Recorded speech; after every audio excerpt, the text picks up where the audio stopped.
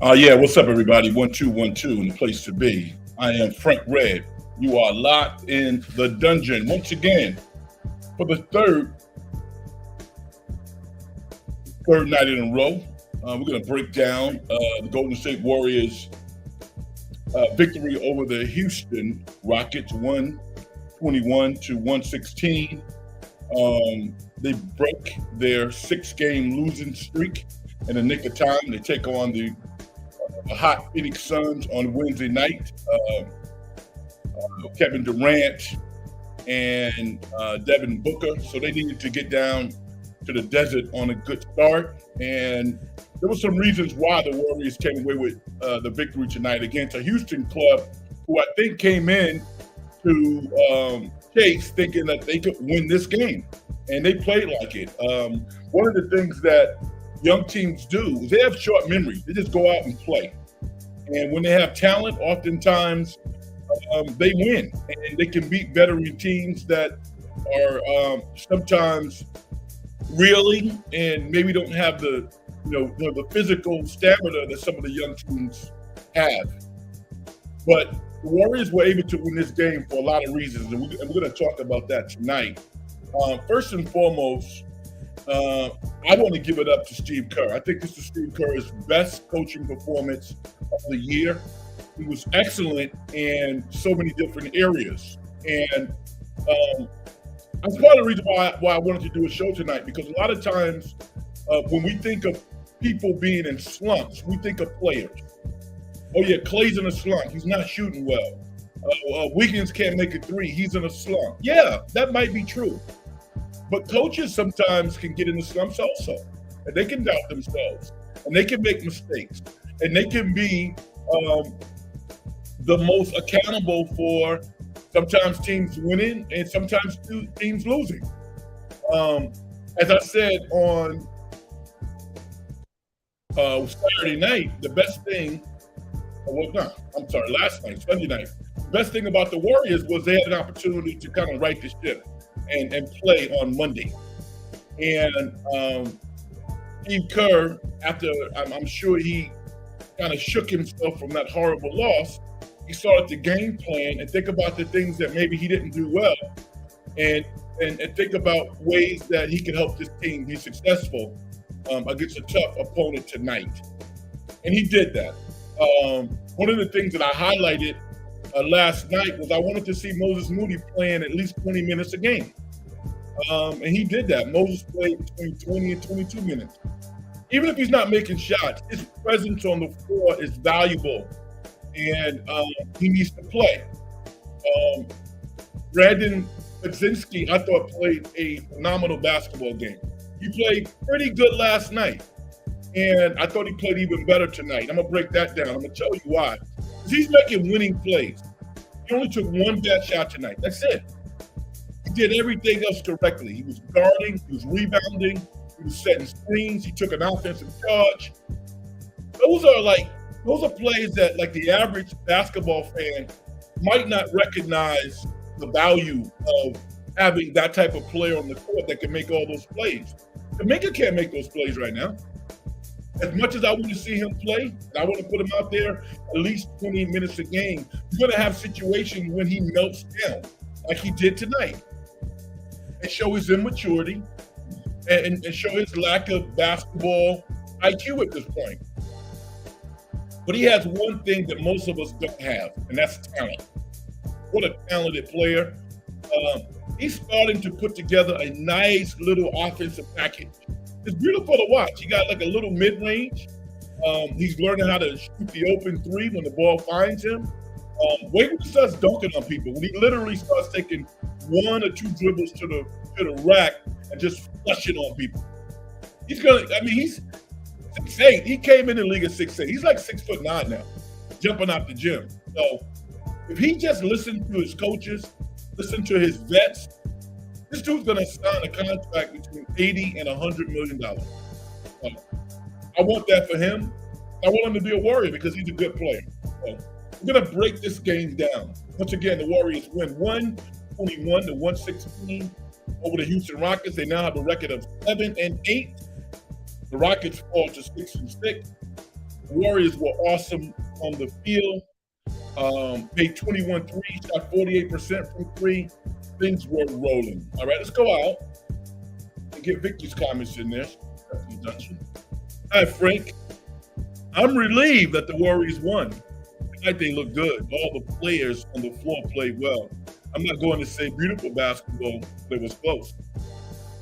Yeah, they had their moments of beautiful basketball. I mean, the entire game wasn't flawless, but they rallied, they recovered, and they played more than well enough to win the game.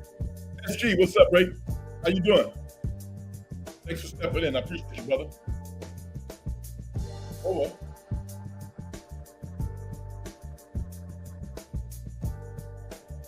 I want to bring attention to what I thought the deciding point in the game was. It was in the third quarter with 6 minutes and 37 seconds to go. The score was 76-67.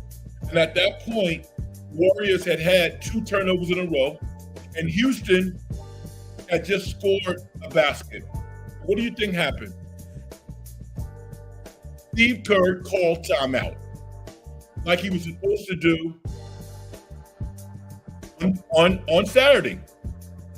If Steve Kerr called timeout during that tsunami rally by OKC, the Warriors win that game. And again, like I said, the reason why, first of all, from a tactical standpoint, Kerr is one of the best coaches in basketball. He's a Hall of Famer. But every now and then, coaches will coach like their players. Oh, we'll get it together. We'll figure it out. And then the players don't figure it out. And you look at these guys and you go, what are you guys doing? At that point, you got to take control of the game and you got to rally your guys. And when Kerr called timeout at 6:37 in the third quarter, the Warriors were up double digits. The lead went down to 9. I knew the Warriors were going to win. And what that did was it calmed his players down, and it took a bit of the wind out of the sails of the Houston Rockets. Even Emi Udoka knew at that point that the hill that he had to climb was a little steeper. And that's a coaching point for all you would-be coaches out there, coaches listening. Coaches don't always get it right, but sometimes they do. Steve Kerr got it right tonight. The players won the game. Steve Kerr played an integral role in helping his team get to the finish line. My man Samuel says, "What's up, OG? Hope you've been well." I'm doing great, man. Great win tonight. I really like Sengun. Oh, man. I think he could be a top 5 big soon. Also wondering how you feel about Steph playing off the ball so much. I love it. Sengun is big time. And, the Warriors replay that draft in their minds. I think that was a Wiseman draft, right? He was drafted 16 by OKC and traded to Houston. I don't think that the Warriors are going to draft him number 2 overall, but had they known what we all know now, maybe they could have moved down to 10. He got a couple of picks and drafted Sengun. I don't really blame them for that. He was kind of an unknown player in many ways, but so was Giannis back in the day. Sengun is a baller. I don't know if he'll be a top 5 player because he's not as big as Jokic. He's about 6'10", 6'11", but he's a problem offensively. Defensively, he's never going to be a great defensive player, but he's perfect for the Warriors. He's tailor-made for the Warriors. He can shoot the jumper. He's smart. He can pass. He does all the things that smart winning teams do. And he scored 20 points a game for what? 4 or 5 straight games? Big time talent. And he's 21.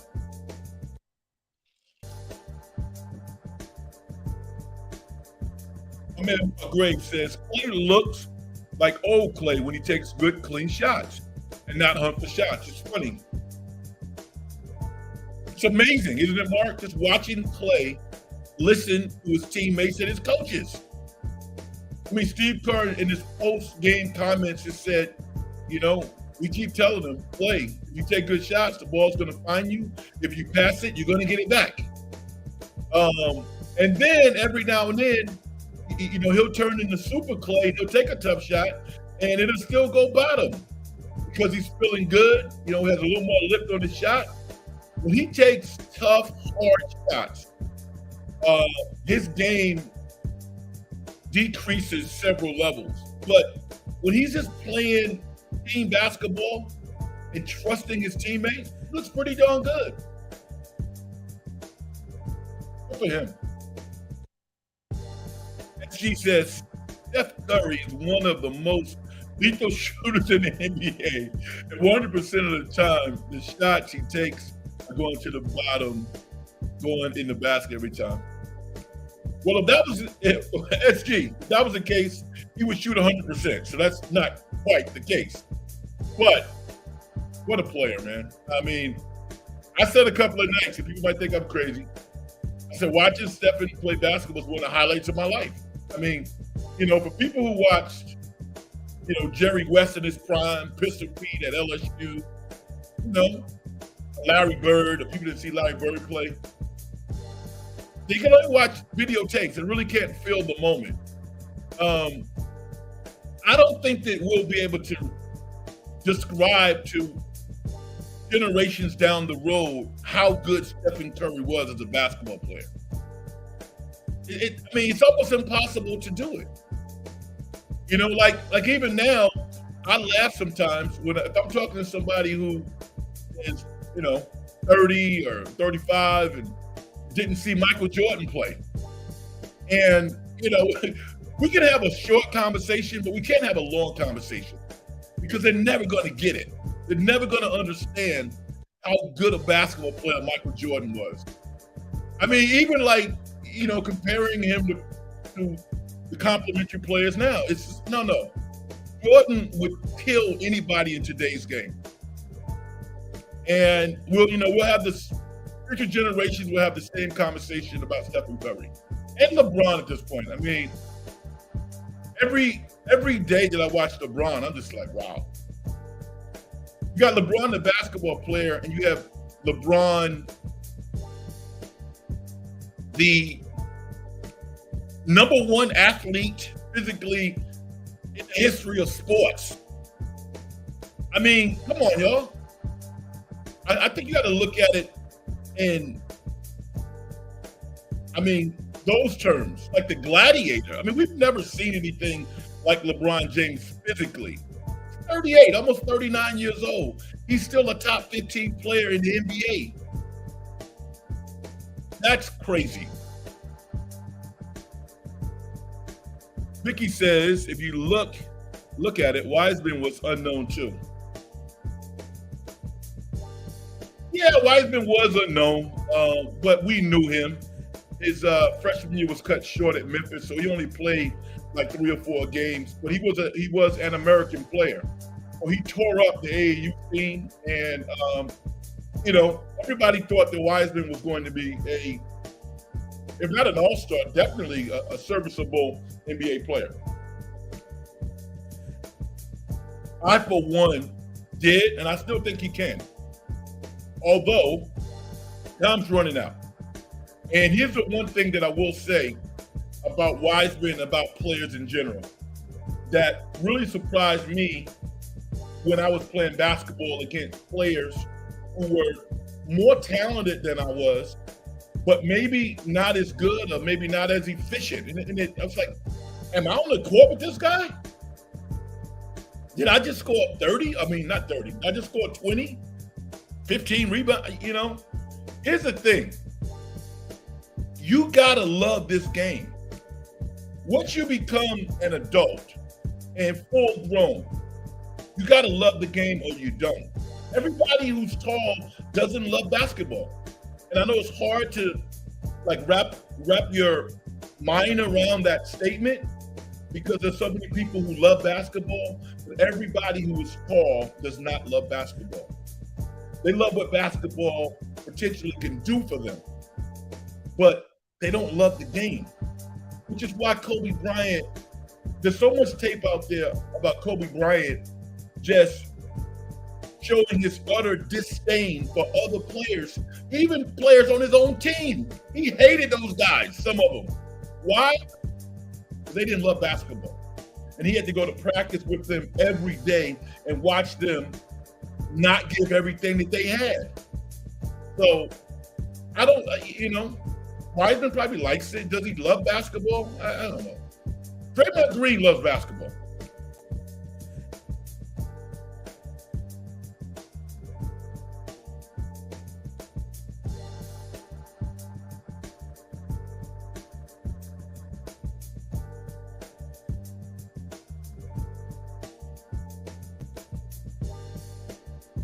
I hate when that happens.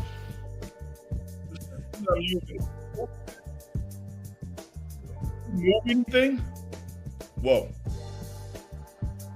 Mark Graves says, do you remember watching the NBA on tape delay?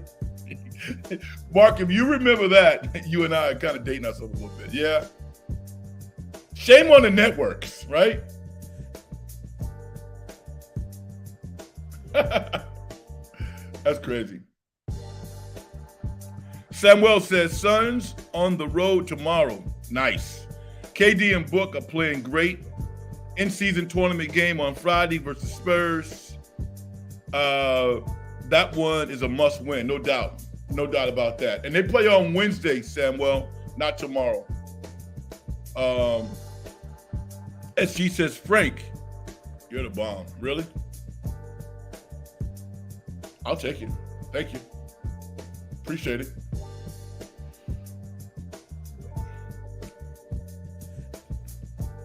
Some personal information. Hey, Frank, what are you doing for Thanksgiving?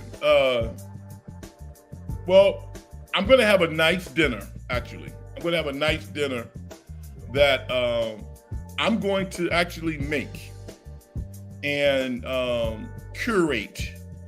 And I'm actually going to take it to some friends' houses, and I'm going to do the cooking. We're going to have a nice Thanksgiving meal. I'll show off a little bit. I'm going to make a nice whole chicken. I'm not really a turkey guy, but I'm going to season a real nice chicken. I'm going to make collard greens, cornbread. I'm going to make stuffing. I'm going to make mac and cheese with prawns. And I'm going to make some potato salad because I like potato salad. So, yeah, I'm showing off a little bit. Yeah, props to my moms, all right? SG says there are 2 football games on Thanksgiving. Actually, 3. Packers versus Lions, 49ers in Seattle, and there's another game as well. All right, so that's your limit for giving us obvious information. All right, we're not going to do that. All right, SG, no more obvious information that anybody who's following sports kind of knows about. All right? I also want to talk about Andrew Wiggins. I was concerned that, Andrew Wiggins coming off a game that he shot 5 for 7 from 3, 31 points. He was going to go jack crazy. He didn't do that. I mean, he came out and played another solid basketball game, played tremendous perimeter defense. He was going to the boards. And no, he didn't shoot well. I guess he shot 3 for 10. But I like the way Andrew Wiggins has rallied, even during this losing streak, notwithstanding his poor three-point shooting and shooting in general. He's held it together. I mean, he really has. And, he's going to shoot better, but his defense has been solid. The Warriors had lost 6 straight, but he kept them in a lot of games. And I'll go back to last night's Saturday's game against OKC. That was poor execution. And even it's funny how dogged Steve Kerr is.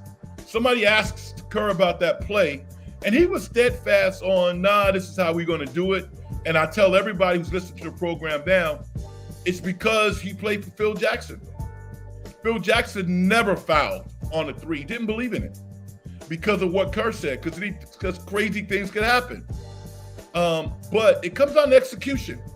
If you execute the play the way that I talked about it last night or Saturday, I don't remember, you won't lose. Well, you can, because somebody can literally throw the ball over their head, to the sky and have it find the rim. So the most incredible things happen. Otherwise, half-court shots wouldn't go in. All right? Otherwise, back in 1992, 93, I believe it was, Christian Laettner couldn't take one dribble, contort his shoulders, and throw the ball in the basket with 1 second left? What was that, 1 second? That was the most incredible shot that I've ever seen in my life. Nobody could believe that shot went in, but it did. So Saturday's loss against OKC was more about poor execution than Chet Holmgren making a terrific shot. Vicky says, I always think about Turducken and Madden on Thanksgiving. Yeah. R.I.P. to John Madden. Yeah, he took football to the next level. I think that was the inception, I believe, of the superstar broadcasters. Broadcasters used to be known for their great voices, the pipes that they have, but they were still in the background. John Madden was a star. And, whenever he came on air, people wanted to hear what he was going to say. And the game was important, but in many respects, John Madden and Pat Summerall were driving the action. So I agree with you, Vicky. Once again, the Golden State Warriors win 121-116, and they make 21 threes, and they break their 6-game losing streak. I would be remiss if I didn't talk about Chris Paul. 15 points, 12 assists. Also, that leads into, I can go on a tangent every now and then, I apologize. Samuel asked me a question. What do I think about Steph playing off the ball? I like it because he doesn't have that responsibilities. When teams run two guys at Steph, it's hard. He's a small guy. He has to go against the body weight of two players, find the rim, and put the ball in the basket. How many open shots has Stephen gotten this year? A lot more, particularly when Chris Paul's in the game. And you can point to the number of assists that Chris is getting every game to let you know that he is the initiator of the offense and Stephen is the receiver. I love it. I was very clear in my vision when the Warriors said that they were going to trade for Chris Paul. I couldn't believe anybody would question whether or not that was a good basketball move. He's been everything that I think Warrior fans would have hoped that he would be. And even if you didn't like Chris, it's hard not to like a basketball genius. And that's what he is, man. And he's 38 years old. There's still money on the table. Chris Paul has been invaluable this season. Yeah, Vicky, you're absolutely right. And does he look like he's done? Not even close. He's making $30 million this year. He can't get $10 million next year. Whew. I don't know many jobs in the world that you can leave playing basketball and make $10 million a year or more. Maybe he can get 20. Maybe he can get 30. I have no idea. I just know he doesn't look done to me. And rightfully so. I think a lot of people had, had some pause or trepidation about his shooting woes. He's turned that around. This dude is knocking it down from long range. I thought that he would ultimately shoot somewhere between 32 and 37% from three-point range. On the low end, that's acceptable. If Chris Paul is shooting 37, 38% from three with his basketball IQ, he's responsible for a lot of wins. So Chris Paul was terrific tonight. And Dario Saric, as I said before, I want to start a GoFundMe for this guy. Where would the Warriors be without Dario? Where? And I love his interviews. You know, I mean, I love to hear players who know basketball talk basketball. I'd never heard Dario talk basketball before. Guy's been a godsend. He's been awesome. And he thinks the game the right way. So thank you, man. Thank you for taking less to be a part of this organization. SG says the Madden football video game franchise was made popular by John. Yeah, it was not only made popular by John Madden. John Madden got a piece of the action. You know, I actually have gone to the EA Sports facility in Redwood City. I went to an All-Star game one time there. A fabulous facility, and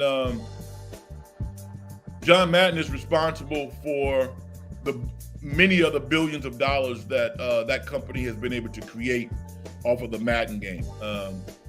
Great timing for him, smart business decision, and his loved ones, I'm sure, are still reaping the benefits of his keen entrepreneurship. All right. Samuel says, Kuminga needs to learn how to stay aggressive, especially while Steph is on the floor. He passes up open lanes to continue the play. We need to see more developmentally. Okay. I agree with you, but I'm going to say this. Let's give Kuminga props. When you look at where he was last year to where he is now, I'm going to say he's 20% better. And by the end of the year, that 20 might be 30 or 40. As I said before, I like how he's trending. I like his ascension. When I take in consideration how long he's been playing basketball, this guy didn't go to college. I mean, can you imagine if Jonathan Kuminga had gone to Kansas and played for Bill Self for 3 years, for 4 years? You know, he'd be a totally different player. Had he gone to Gonzaga and played for Mark Few, any of the, quote, teaching schools, he would have benefited tremendously, as opposed to, you know, maybe doing what he thought was best for him, which is getting the money. He played for my guy, B. Shaw at G League Elite. I love B. Shaw, but they played 15 games in 1 year in a COVID season. Steve Kerr, rightfully so, was not going to throw him out on the court when his fundamentals were poor. And he sulked a little bit. But in year 3, right now, I mean, I like what he's doing. I think he should play more. I think he should play at least half the game, 25 minutes a game. He had a nice little run tonight in the first half, and then in the second half, he went crazy. Can't do that. I respect your patience, OG. Sometimes I get trigger happy to trade guys. You know what, Samuel? You know basketball. You've been around basketball. I'm going to tell you one way that will ease your trigger finger a little bit. Go coach a youth team. Maybe you already do. And if you do, I want to know what your experiences are, because it will agitate you and it will make you laugh. And it will make you a better observer of basketball and sports in general, because people don't always listen to you. They don't. You know, so, you know, you got to look in years, not plays and minutes and days. You know, Jonathan Kuminga's on track to sign an $80 to $100 million contract. And I mean, people might scoff at that. Warrior fans might say, Red, you are crazy. And I'm saying, just wait. You know, he has what most people don't have: tremendous talent. And he's getting better. And I can't ever see him being a number one option. I can't see that. but I can see him being a solid number 3, maybe number 2. I don't know. But he's going to be one of a triumvirate that wins a lot of basketball games.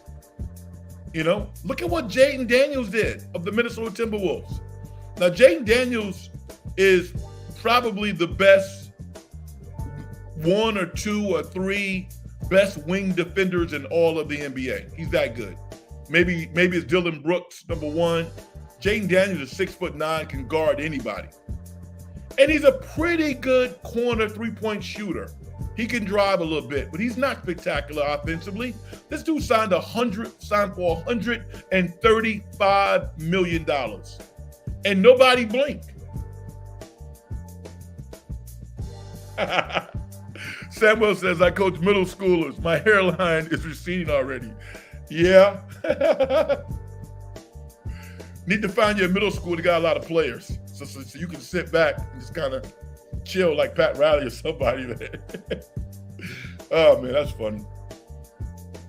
SG says, I have Madden NFL 24 on my PS5, and it's such a realistic game. Makes you feel like you're actually there in the stands. Yeah, you know, I'm not real technically astute or savvy, and I spend a lot of time alone, so I don't play video games, but I see how video games can educate people on sports. I do understand that. So, yeah, maybe at some point I'll get around to the point where I'll give it a shot. I just bought a new 65-inch Samsung television. I got my Christmas present early, so I'm smiling. I mean, the dots per inch is phenomenal. Yeah, what a beautiful screen.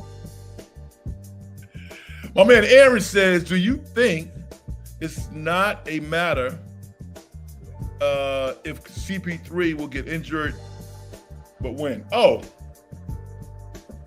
I don't think about that. I think that the Warriors need to be judicious in terms of how they play him. And he's not playing 30 minutes a game. I think tonight he might have played 31.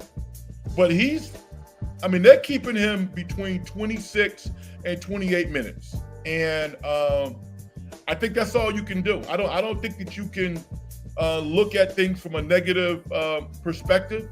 I think you need to be responsible. You need to listen to him. You need to listen to the doctors. And yeah, man, he might get injured. I don't think I'm not worried about Chris Paul getting injured. I'm not. Because I think that the Warriors will manage the workload pretty well. And I keep my eye on Jordan Poole's box score. And I'm just so happy the guys in the Warrior uniform. Even if Chris Paul takes a night off, and that's difficult because who are you going to take a night off against? I mean, they're literally no bad teams in the NBA, with the exception of Washington. If you lose to Washington, you need a timeout. You know, I mean, you need to turn your Jordans in. All right, on your home court, nobody should lose to Washington at home. Nobody.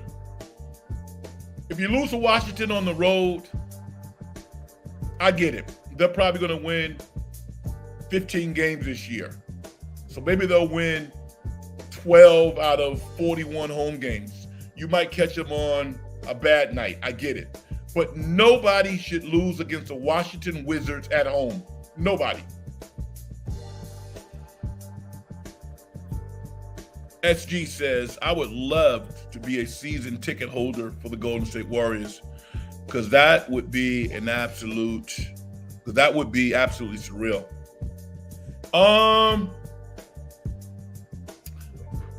I didn't go to an NBA game until I was in college.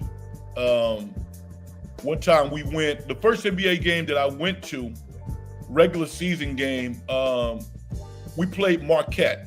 And I was playing at Fordham. When we played Marquette, one of my teammates knew Vern Fleming, who played for the Indiana Pacers, and he hooked us up with tickets. That was cool. Also, well, that's not exactly true. I played in the Holiday Classic at Madison Square Garden. It was a 2-day tournament, and on the off night, the Knicks played Detroit. I remember we got a chance to go to that game also. But as a youth, I living in New York, I never went to a NBA game. Never. Couldn't afford it. One of the things that the NBA used to do, I'm dating myself a little bit. This was really cool. The NBA was not the life of the party at that point. So you know what the NBA used to do? In the major cities like New York, in the preseason, they used to play double headers. Yes. I know you guys can't even fathom this, but the NBA used to play double headers in the major cities in the preseason. So you might watch the New York Knicks play the Atlanta Hawks, and then you might watch, the Philadelphia 76ers play, the Chicago Bulls, because it was a major city. Yeah, so, I mean, if you get an opportunity to do anything with the NBA, you got to love this game, because it didn't start where it is now. And even to see the ascension of the WNBA has been awesome. I can't wait till we have young ladies making $1 million a year in salary. Unfortunately, we're probably, half a decade from that happening. But I would love to see women making $1 million a year playing basketball. That would be awesome. Vicky says this is why the NBA is wrong when it comes to penalizing the teams in sending their players in the 4th or 5th year that they had since they were rookies. I'm getting lost in translation a little bit. Vicky says the refs were okay tonight. Yeah, I thought the refs were decent. I don't really worry about the refs too much because they're not going to change the call. But yeah, I guess they were pretty good because we didn't really notice them. There was no controversial calls. Yeah. Samuel says, how does Trayce Jackson-Davis get more minutes? His game is pretty polished, and we're lacking size. It's really about matchups, Samuel. And also, when you got Looney and Dario playing really well, then that's going to cut Trayce's opportunities. When those guys are not playing well, when they're struggling, then you got to go to Jackson-Davis. You got to, because he's going to bring energy. And he actually got in the game tonight, and although in the first half, although his minutes were nondescript, there wasn't a big deal. I thought he had really good spacing on the zone. His shoulders were square. He boxed out. See, I'm somebody who looks at basketball and looks at sports. I see the little things. So even when a player is running back down on defense or running down to the block on offense, that is a particular action that someone is or is not doing. How many people have you seen screw up fast breaks because they're jogging down court, they're not running full speed? Coaches notice those things. So, yeah, I mean, Jackson-Davis is going to play more because he's a player. But I wasn't disappointed that he didn't play as much tonight because Saric had it going. Saric, what he had, like 18 tonight, almost 20. Looney, I thought, was decent on the boards, played pretty good defense. So Jackson-Davis is probably going to start some games this year. I mean, he's literally one injury away from a key big from maybe starting. Vicky says Steve Kerr sees the little things too. Yes, he does. He does. Yes, I totally agree with you. He even sees the little things in his own coaching. Like I said, Vicky, on Saturday night, he knows that the game got away from him on Saturday in the third quarter when he didn't call timeout. He let OKC score at least another 4 points before he called timeout, and the momentum shift was gone and the game was over. So Kerr's won 4 championships because, as you said, he notices the little things. He really does.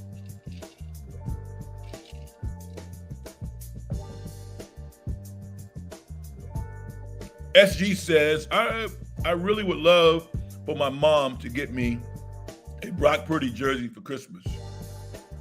Buy it yourself, man. Hasn't mom done enough? I'm joking a little bit, but buy your own damn jersey, man. What's up? You got a job? SG, you have a job? I don't think anybody has to live like me, but I can't remember ever having a birthday party in my life, to be quite honest with you. That might sound strange, but it's true. You know what my mom would do for me for my birthday? And this is what I loved. My mother would make me a rainbow pound cake. I love her rainbow cakes, all the different colors. Just a cake for my birthday. I'll be the happiest person around. I was so happy. You know, have a piece of cake and share it with my family, some whipped cream, some ice cream. And that was it. That was it. I think that's why I get so much joy out of giving to other people. Because I never really had that myself, but I love to give to other people. Yeah, buy your own jersey, dude. You got money. My man Aaron says, is it time for the Dubs to move on from Clay after this year? Bill Walsh always got rid of a player a year early than too late. That's a conversation, you know, that's a conversation that is going to come down to money, Aaron. Not talent. I think that you can, I mean, particularly, first of all, the Warriors got 4 championships in the bag, right? It's not out of the realm of possibility that they could win another championship. I would say if they win a championship, that scenario is less likely to happen, right? But ultimately, it's going to be about money. I can't see Klay Thompson making more than $25 million a year as a member of the Golden State Warriors. He's making $43 million this year. And listen, I'm not stubbing my nose at $25 million. Pretty nice parting gift. But I can see him signing up for 3 more years. That's in line with Stephen and Draymond. That certainly will help the Warriors. That would give them a chance to maybe extend a guy like a Moody or a Kuminga. Because I see Moody signing one of those DiVincenzo deals, a 4-year deal for $48 million, $50 million. Kuminga's going to be more. He's going to be probably 80 to 100. But when you look at where the Warriors now, they could sign 2 valuable players to take them forward for the next 3-4 years post the trio, then that's pretty darn good.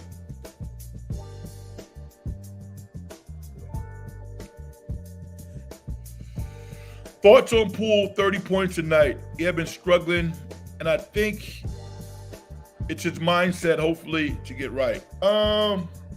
They got blowed out, man. I don't really care. I mean, from a player's perspective, from a coach's perspective, I'm all about winning. I think I looked at the 30 points. Did you see his plus minus? His plus minus was, I think, minus 26. That means that he's given up as many as he's scoring. I would rather him score less and actually go out there and own that court, man, because he's the best player on that team. I think he's a better player than Kyle Kuzma, which means his teammates are going to listen to him. And if he's not playing defense, then they're not going to play defense. So I was Jordan Poole the best, but I haven't seen anything from him that says, I get why I got traded. I haven't seen that yet, you know? Wonderfully talented player, but he's not where I want him to be. I want him to uplift that organization. Can you imagine going through a season in which you lose 60 plus games? That's tough. And that's what they're about to do. And he's making $30 million a year.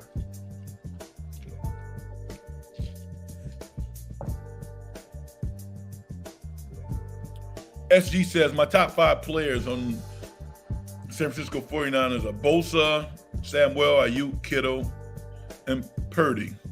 Okay.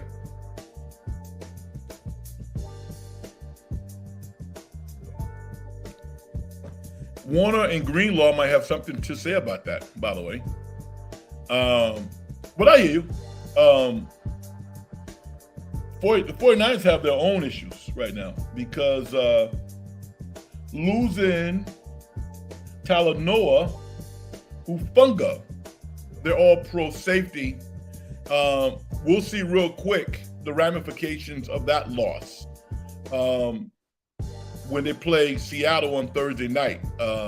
Seattle is going to be smarting after losing to the Rams on Sunday.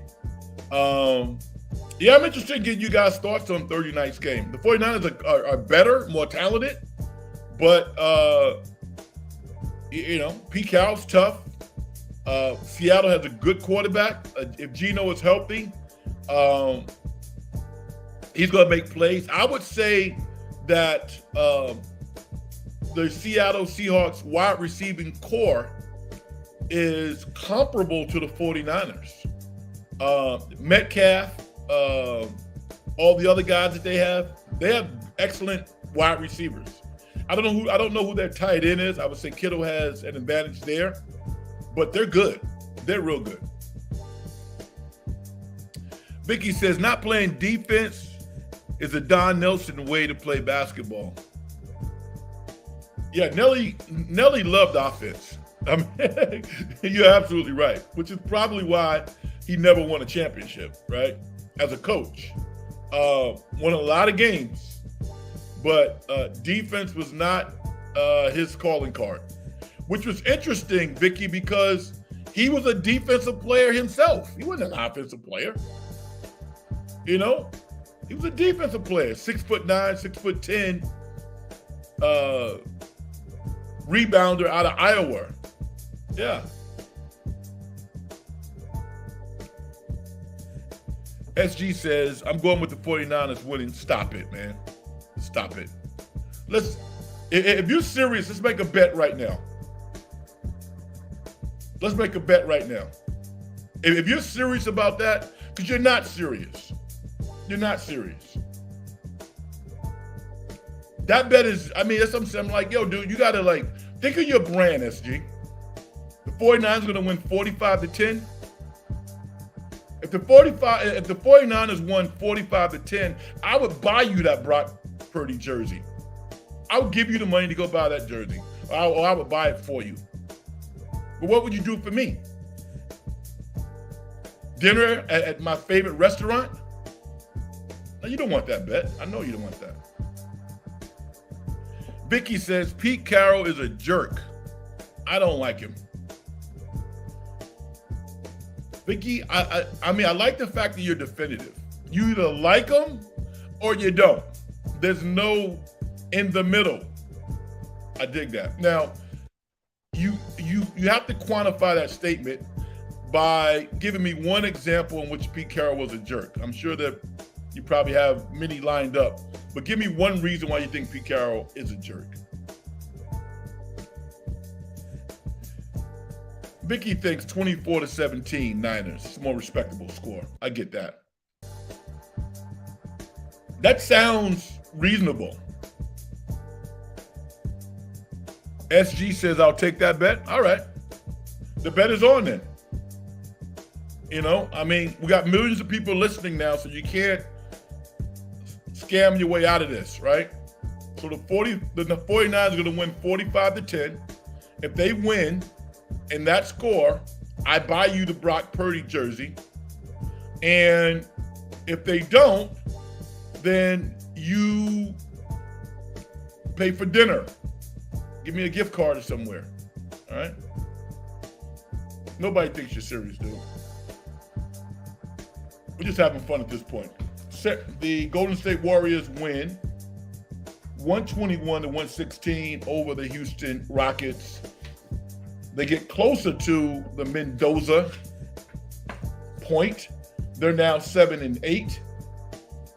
The Rockets fall to 6-6. The Warriors take on the Phoenix Suns on Wednesday night and hook up with their old compadre, Kevin Durant, who is playing outstanding basketball right now. I mean, I didn't think KD could play as well as he's playing right now. He's shooting the lights out. He really is. And it'll be interesting to see how the Warriors match up on Wednesday. I think the Warriors are going to win, personally. I think they're better all around. I think that the Warriors' defensive schemes will maybe not shut off KD, but I think the Warriors will limit their role players. And I think that's going to be the difference, because I can't honestly say that the Warriors are going to stop KD. I think holding him under 30, you've done your job. If you hold him and Booker under 30, then you've done your job. If they score 30 plus, then they're going to be in a situation where they can win a ball game. I mean, Eric Gordon is still good. He's capable of scoring over 20. Grayson Allen is capable of scoring over 20. So you got to shut those guys down. KD and Book, they're going to get theirs. My man Aaron says it will be a dogfight. Thursday night games are usually ugly. It will come down to a late field goal. I totally agree with you. I mean, think about that crowd. The Seahawks have one of the best home crowds in all of the NFL. You know it's going to be gloomy. It's not going to be a fast track. You know, the 49ers are going to have to run the football well. It might be a tight end game. I can see George Kittle getting off. But it's not going to be a fast track. It's not. It's not. And Pete Carroll, I mean, if it wasn't for his stint at USC and all of the scandal and all that other stuff, he would be a shoo-in for the Hall of Fame. He's going to make the Hall of Fame anyway. I don't know if they consider his college tenure, but how can you keep that guy out of the Hall of Fame as an NFL coach? He's been great. Vicky says, I just pray no one gets hurt. Yeah, I mean, you know, injuries derail a lot of teams. And the 49ers have been pretty lucky this year. Usually you could set your clock by Christian McCaffrey getting hurt at some point in the season. By and large, he's been pretty healthy. And I want him to stay healthy, because I think if he can go throughout the whole season, I think he's going to win the MVP. I mean, some might say, well, Purdy's right there. Yeah, he is. But I think they have a national conference, a National League MVP, right? Because in the AFC, I think Tyreek Hill's your guy. That's what I think. Mark says, at SG Sports Talk Channel, you're giving up already, which means you're not serious. Yeah, I'm not taking him serious, Mark. I mean, he says he's serious. You know, we'll see if he honors his word or not. But that proposal seems pretty ridiculous, right?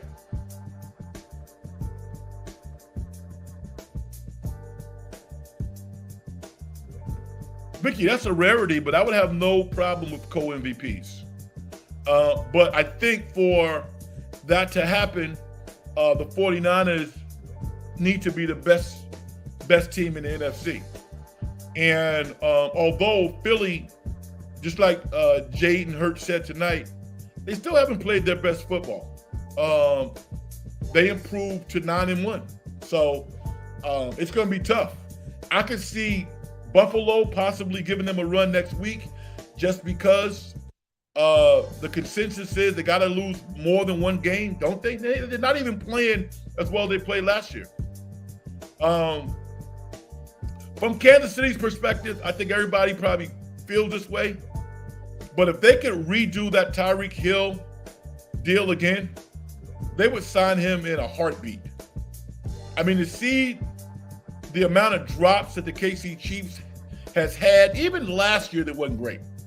They won the Super Bowl in spite of not being great at the wide receiver position last year. This year, they've been very average. And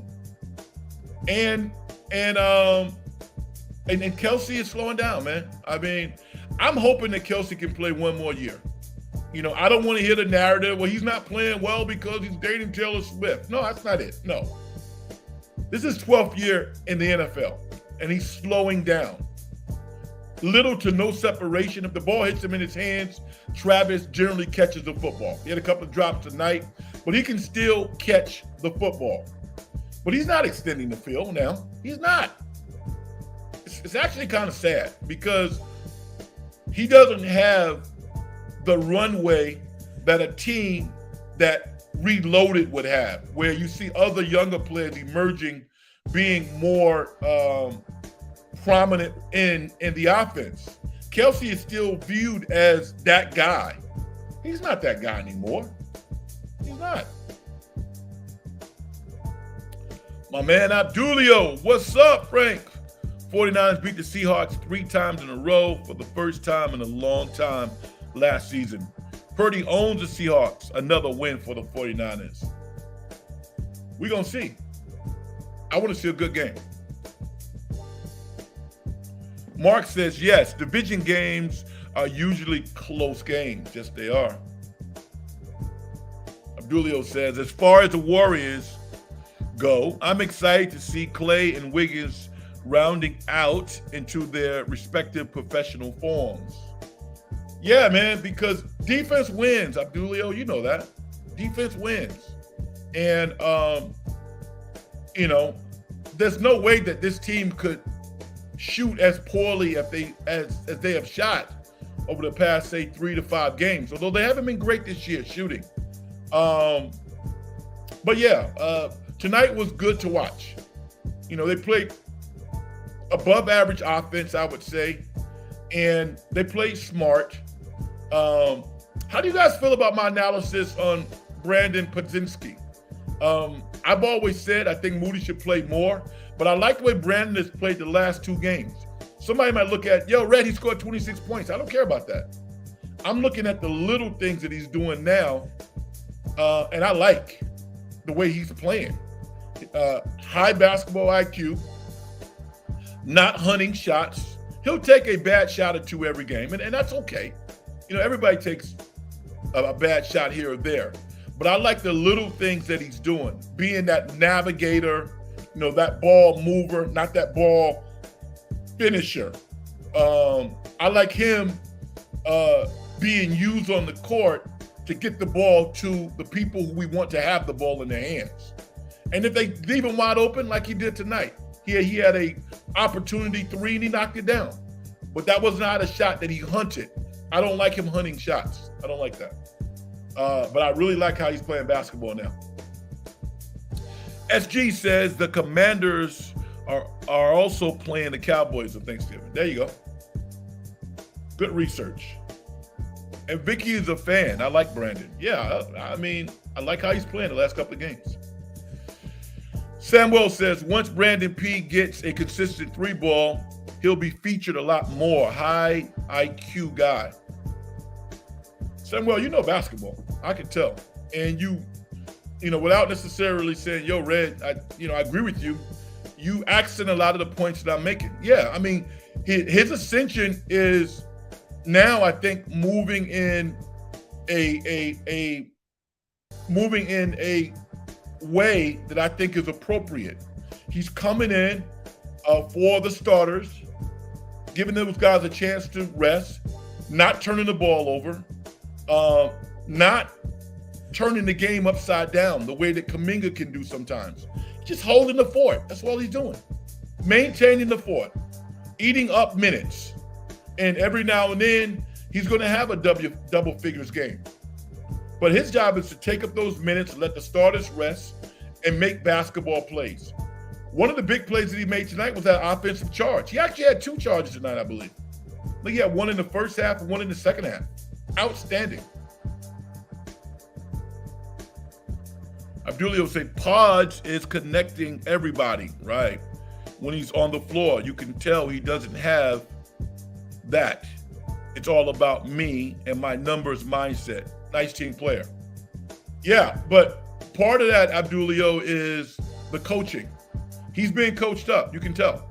They're telling him specifically what they want him to do.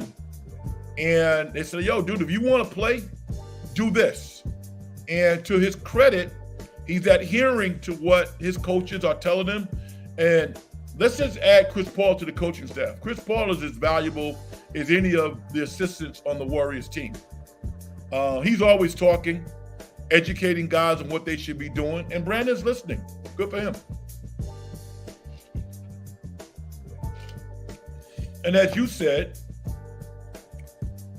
Abdulio, as he becomes more and more comfortable, his offensive game is going to expand, and he'll have more opportunities. Samuel says, also learning behind CP3 and Steph is invaluable. Absolutely. No doubt about that.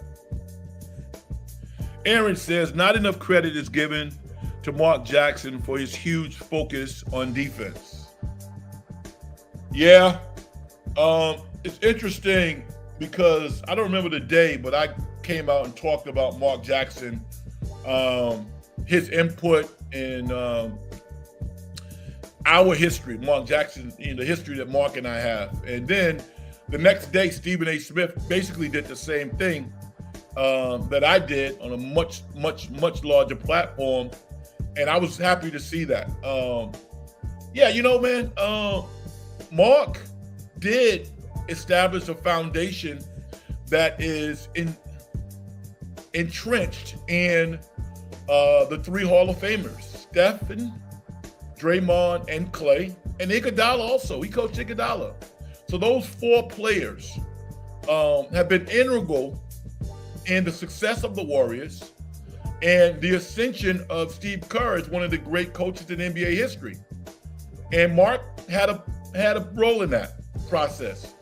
And to Kerr's credit, the first couple of years, he always gave Mark praise. He did.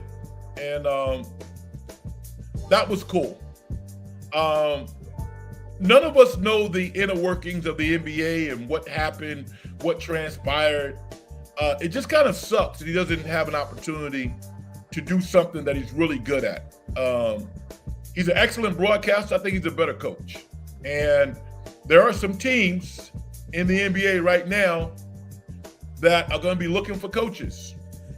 And who's to say that he will get an opportunity? I think if it wasn't about a collective feel by owners and people were just looking at situations from an individual perspective, I think he could get a job.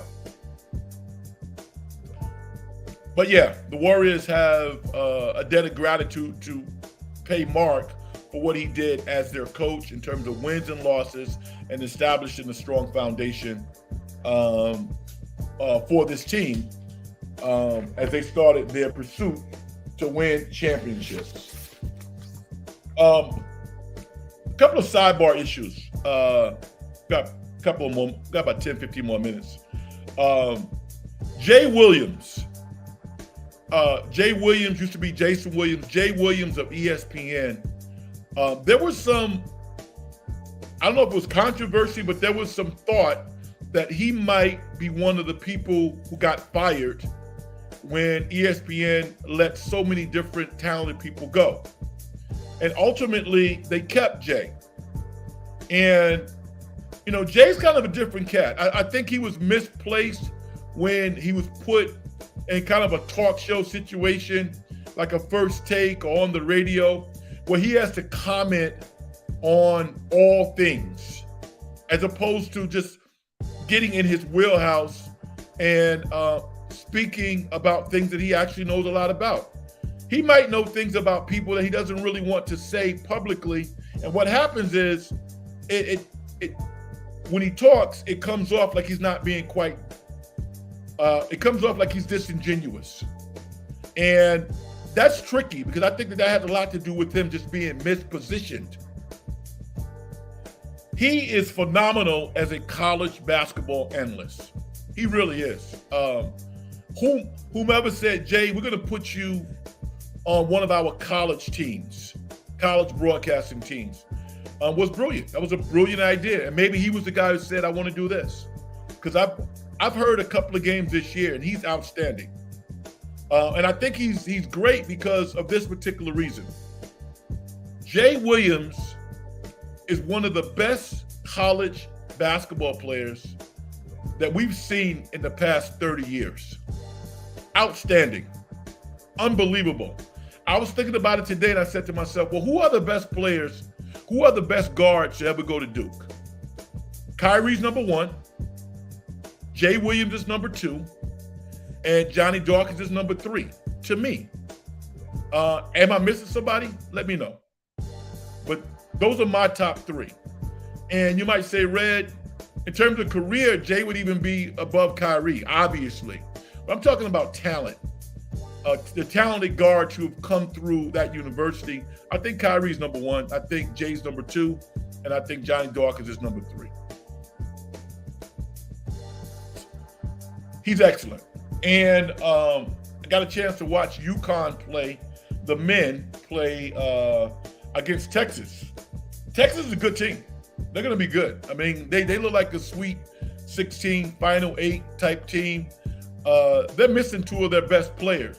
But it's interesting watching Danny Hurley coach college basketball, because it wasn't a matter of if he was going to win a national championship.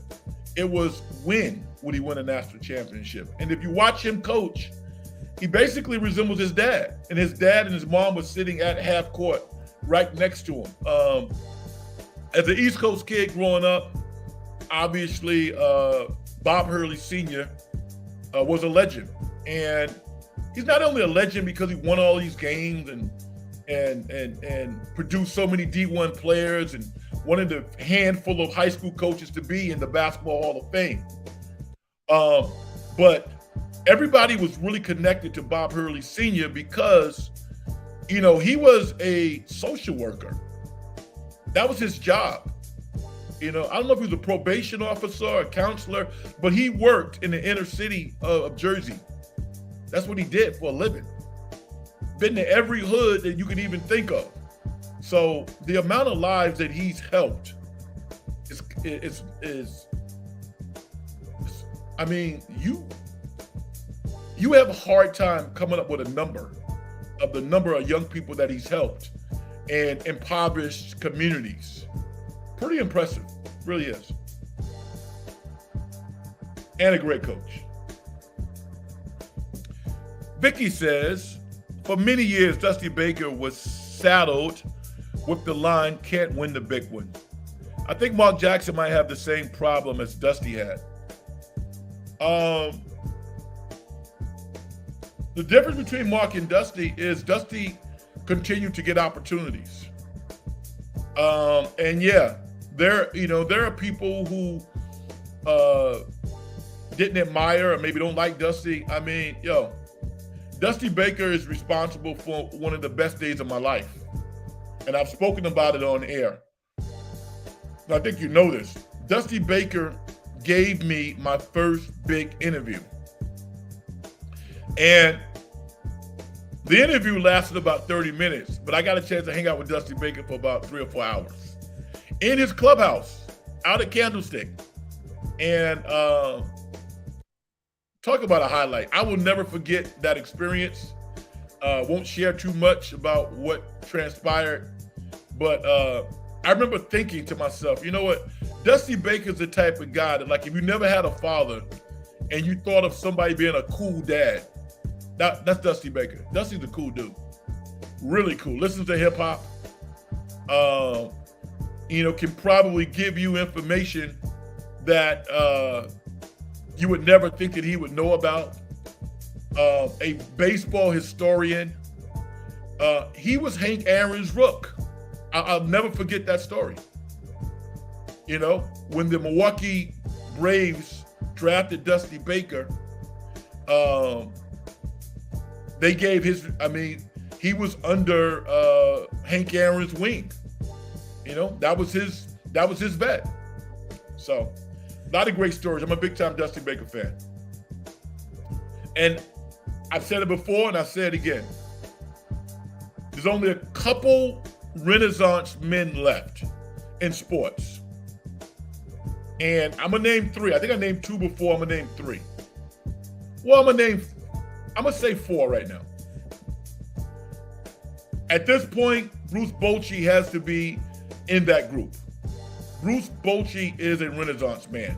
There's nobody like him. There's nobody's done what he's been able to achieve. It's amazing. Al Attles, I call him Mr. Attles, world champion, head coach of the Golden State Warriors, Denzel Washington, and Dusty Baker. Imagine those guys telling stories. Wow. Samuel says, is Ime Udoka Coach of the Year? Way too early. Way too early for that. Was he the right hire? Absolutely. SG says, San Jose State's football Spartans is looking to keep the winning streak going against UNLV on Saturday. Yeah, man. Get bowl eligible. They really rallied the ship. Immortal says, I love the story about Dusty. Yeah, man. Yo, it's a cool dude. His son was not even born yet. I remember talking about family stuff, and his son had not even been born yet. And to think that Darren Baker now is quietly navigating and working his way through the minor leagues and had a great year last year as a member of the Washington Nationals. He might be in the major leagues this year. Dusty Baker's son. Can you imagine that? Your son, the little kid being picked up by, I can't think of the giant that picked him up. You guys know who he is. Has a chance to play Major League Baseball. Absolutely, Vicky. Willie Mays belongs in your group. Yeah, you're right. Yeah. I apologize, Mr. May. I've never had the opportunity to talk to Willie Mays or even meet him, be in his presence, none of that. But he's an icon. There's absolutely no doubt about that. JT Snow. There you go. Thank you for saving me, Vicky. I appreciate you, JT Snow. That picture is etched in our minds forever, right? JT Snow picking up the little bat boy, Darren Baker. But Darren Baker went to Cal, got drafted, and now is on the cusp of potentially playing in the major leagues in the not too distant future. Pretty amazing. Samuel says, great show tonight, OG. I'm clocking out. All right. I'm going to clock out as well. His name was Darren Baker. I said Darren Baker. Did I say Darren Baker? What did I say? I thought I said Darren. If I didn't, my bad. My mistake. Lastly, I gave a review. I'm not going to do it tonight. I'm just going to say, if you like the movie, if you like to go to the movies, go check out Next Goal Wins. Maybe I'll tweet about it. I haven't done that yet, but it's an independent film with a lot of heart, sports related, and some other issues, some life issues that intersect. There's an intersectionality between sports, equality, the LGBTQ community, all wrapped together to formulate a really, really nice story. Starring Michael Fassbender. Check it out. It's called Next Goal Wins. Let me know what you think.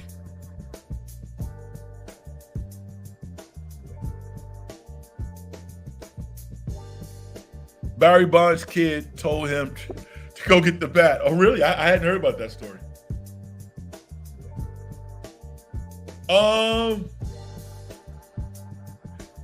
Movie looks funny. Immortal is interesting. I think that's what they were trying to go for when they made the trailer.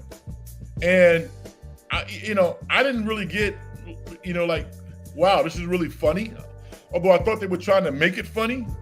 The irony is, it has heart and it's pretty serious. The movie is really about triumph.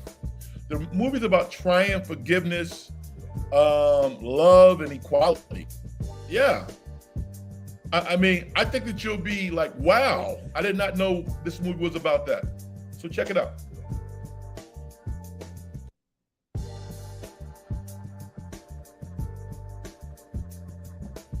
Thanks, Frank. Happy Thanksgiving. All right. I'm going to do my thing and get out of here. Success and getting paid is a manifestation of the whole process. If you as an individual don't do things to help other people make their lives better, as far as I'm concerned, you haven't done nothing. I'm going to have to get Immortal back in here one more time. The director is, Taika Waititi. Taika Waititi. He won the Oscar for Jojo Rabbit, which had funny elements. It was really serious at heart. So it's in his wheelhouse. Hell yeah, absolutely. Yeah, I didn't know about that particular movie, but this one's a keeper, no doubt. Happy Thanksgiving, Frank. Yes, I'm going to send out pleasantries to everybody listening. The most important thing is be safe. You'll get there. Just chill. Don't worry about it. Brush it off your shoulders, like Jay-Z said. Have a nice meal. Build some relationships with people you love and you care about. And that's what's most important. I'll talk to you guys down the road. All right? Peace.